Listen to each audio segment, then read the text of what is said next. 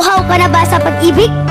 Pwes kumain ka ng singkamas, dahil sa bawat nguya mo nito'y makatas. Talong, huwag gustahan, dahil sa colon cancer ito'y panlaban.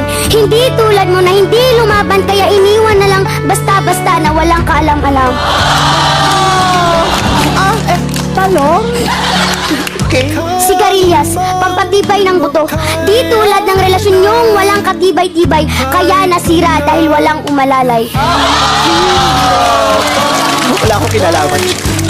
Mane, madalas kasama sa inuman, paborito ng sambayanan. Mabuti pang mane, no?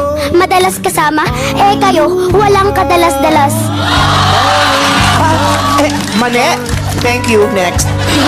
Sitaw, sa lahat ng putahe siya ay kasama, dahil nakikita ang kanyang mabuting dulot. Hindi tulad niya na bulag sa iyong halaga at tuluyan ka ng nilimot. Upo, tulad ng kaklase mong sip-sip sa eskwelahan, sumisip-sip din ito ng kolesterol sa ating katawan. Hindi tulad niya na hindi man lang inalam ang iyong halaga, sumipsip pa sa iba.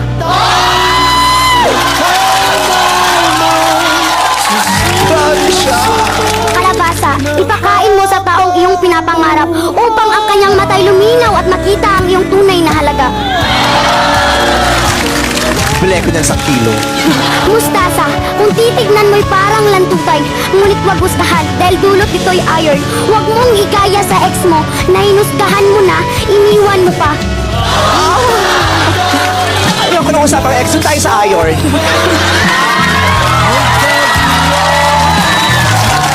Sibuyas, alam niyo ba kung ano ang sinabi ni Sibuyas? Matapos mo akong saktan, iiyak ka? Tapos ano, igigisa mo ako para lang sumarap ang luto mo? Oo, masarap ako. Pampabango at pampasarap lang at wala nang higit pa sa relasyon nating dalawa.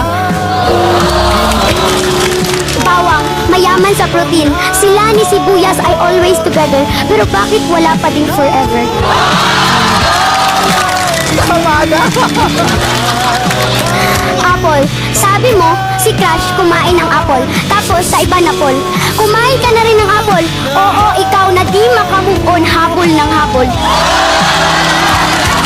Beijing, Neki, Brenda. Kumain ka ng karot para hindi ka humarot. Di ka... Talaga? Talagang tinitigan mo ako sa mata, ha? Ulitin mo. Ano yung karot? Kumain ka ng karot para hindi ka humarot. Tama na! Di ka dapat umasa sa taong paasa at ang tanong, bakit ka pa rin ba umaasa?